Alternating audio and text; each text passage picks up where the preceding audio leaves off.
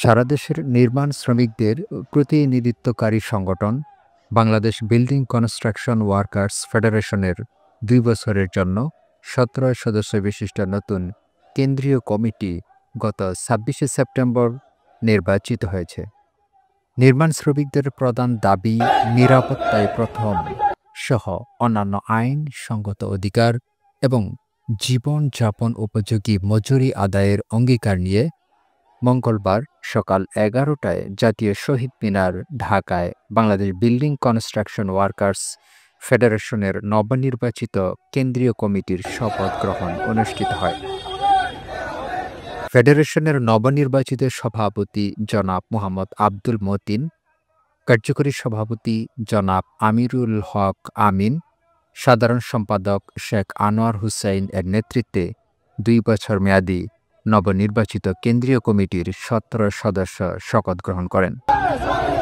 শপথ গ্রহণের আগে নবনির্বাচিত সভাপতি, কার্যকরী সভাপতি এবং সাধারণ সম্পাদকের নেতৃত্বে জাতীয় শহীদ মিনারের নির্মাণ শ্রমিকদের পক্ষ থেকে ফুলেল শ্রদ্ধা নিবেদন করা হয়। এ সময় তারা দেশের সকল নির্মাণ শ্রমিকদের প্রতি শুভেচ্ছা জানিয়ে বলেন, এই ফেডারেশন সারা দেশের নির্মাণ শ্রমিকদের অধিকার রক্ষায় সর্বদা সংগ্রামী ভূমিকা পালন করবে। নেতৃবৃন্দ ঘোষণা দেন যে আগামী ২ বছর সারা দেশের নির্মাণ শ্রমিকদের নিরাপত্তা নিশ্চিতকরণ, শ্রম আইন বাস্তবায়ন, দুর্ঘটনা প্রতিরোধ এবং জীবনযাপন উপযোগী মজুরি বাস্তবায়নের লক্ষ্যে সর্বাত্মকভাবে কাজ করার অঙ্গীকার করেন।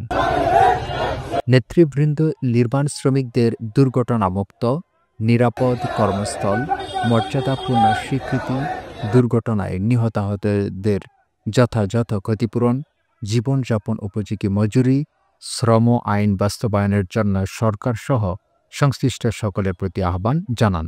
এছাড়াও অনুষ্ঠানে আরও উপস্থিত ছিলেন নবনির্বাচিত কমিটির সহসভাপতি আ.স.ম জাকারিয়া, মোহাম্মদ কামরুল হাসান, আব্দুর রহিম, মোহাম্মদ রফিকুল ইসলাম, সহ সাধারণ সম্পাদক শুকুর আলী ও মোহাম্মদ হুমায়ুন কবির, সাংগঠনিক সম্পাদক মোহাম্মদ ইসরাফিল হোসেন, অর্থ সম্পাদক মনিরা মুন্নি সহ প্রমুখ।